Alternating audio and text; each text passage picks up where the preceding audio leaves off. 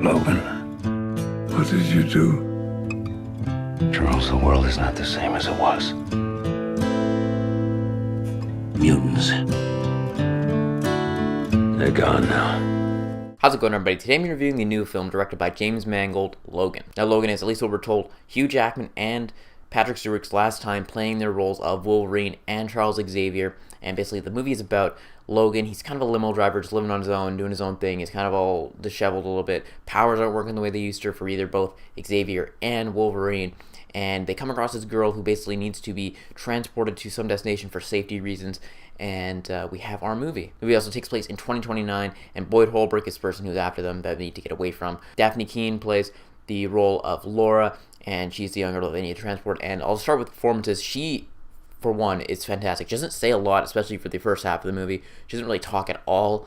And the performance she gives, just by the look on her face, you understand so much emotion. It's one of the better child performances I've seen, and it's up there with almost, I want to say, not quite Oscar worthy, but I think it's up there with the likes of Jacob Tremblay from Room last year, or the kids on Stranger Things. It's great. And she is a star in the making, that's for sure. Also, I think this has to be Hugh Jackman's best time, his best role performance of Wolverine. Same with Professor X. And this is a rated R movie. This is, if you're planning on taking your kids to this movie, maybe hold off on it, because there's lots of swearing, there's lots of blood, there's lots of violence. And it's kind of weird at first when you think, hearing Charles Xavier, when you think about it, it's him swearing does not make sense. It feels really weird.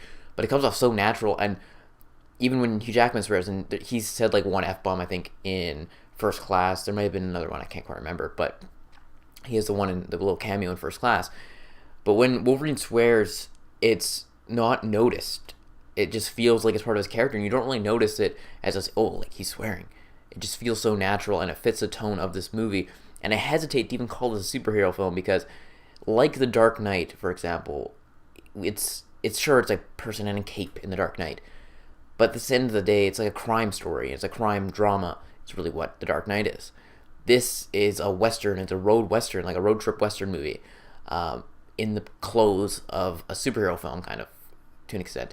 And it is wonderfully directed by James Mangold. He also directed The Wolverine, with Hugh Jackman in that. And I think this one is better than The Wolverine. I like The Wolverine, again, for the first 2/3 of the movie. The last third kind of falls apart when it gets all really silly and cartoony. But this movie, start to finish, I was locked into it. And I know when I'm locked into a movie when I guess someone had left their seat in the row in front of me, and I didn't notice her leave, but I noticed the person come back. And I was like, when did this person leave? And that's when I know I'm locked into a movie. And I was locked in from start to finish. The action scenes, when they hit, are graphic and amazing at the same time. The character drama, though, that's real. There's only maybe about 4 action scenes in the entire movie, and a lot of it in between, it's just these characters' interactions in this road trip. And you've been around Wolverine for so long, since 2000, when the first X-Men movie came out, and you've been on this journey with him, and now here we are in 2029, and you see this development. You care about these characters. This movie's emotional at times.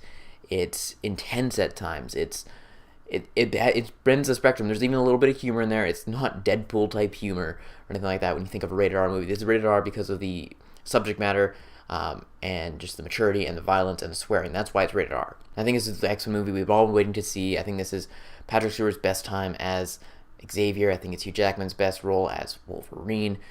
Everyone across the board was great.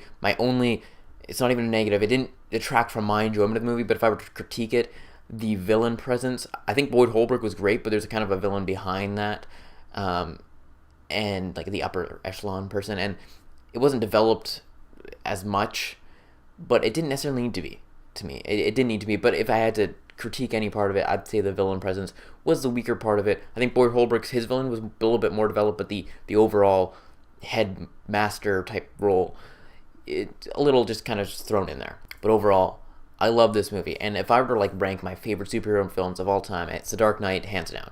Hands down, it's one of my favorite movies of all time. And then I've just seen Logan. Keep that in mind. I might put Logan as number 2 as my favorite superhero films.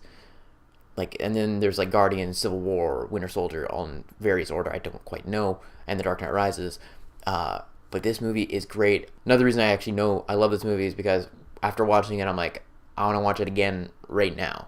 And that's a testament to the film. So with all that said, I give it a movie rating of a 9.5 out of 10. Just because that villain presence just knocked down the half point. I loved this movie. Loved it. As for my enjoyment rating, because I loved it so much, I'm going 10 out of 10. I loved it. I loved it. It's one of my favorite movies of the year. It's this and Get Out. We've had a great year for movies, and we're only in March. It's insane. But yeah, Logan was amazing. So anyways, I hope you guys enjoyed this video. Be sure to like this video and subscribe to channel more videos each and every week. That is it, and I will talk to y'all later.